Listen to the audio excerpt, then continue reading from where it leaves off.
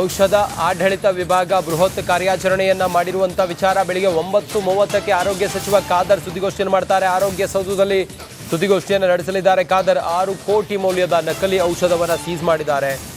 ಈ ಬಗ್ಗೆ ವಿವರಣೆಯನ್ನು ಕೊಡ್ತಾರೆ ನಮ್ಮ ಪ್ರತಿನಿಧಿ ವೀರೇಶ್. ಅಲ್ಲಿಂದ ಗ್ರೌಂಡ್ ರಿಪೋರ್ಟ್ ಅನ್ನು ಮಾಡ್ತಾ ಇದ್ರು. ಮತ್ತೆ ಹೆಂಗೆ ಈ ಜಾಲ ನಡೀತಾ ಇತ್ತು ಅನ್ನೋದ್ರ ಬಗ್ಗೆ ಎಲ್ಲವೂ ಕೂಡ ಸಂಪೂರ್ಣ ಮಾಹಿತಿಯನ್ನು ಕಲೆ ಹಾಕಿದ್ರು.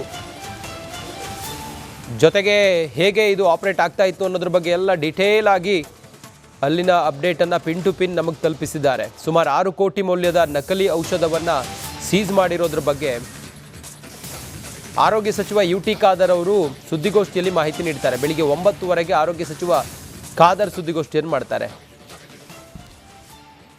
ಬಹುರಾಷ್ಟ್ರೀಯ ಕಂಪನಿಗಳ ಹೆಸರಿನಲ್ಲಿ ನಕಲಿ ಔಷಧವನ್ನು ಇವರು ಮಾರಾಟ ಮಾಡ್ತಾ ಇದ್ರು. ಆಹಾರ ಸುರಕ್ಷತೆ ಔಷಧ ವಿಭಾಗದಿಂದ ಕಾರ್ಯಾಚರಣೆಯನ್ನು ಮಾಡ್ತಾರೆ. ಲೈಸೆನ್ಸ್ ಇಲ್ಲದ ಘಟಕದಲ್ಲಿ ಅಕ್ರಮವಾಗಿ ಔಷಧವನ್ನು ತಯಾರು ಮಾಡ್ತಾ ಇದ್ರು.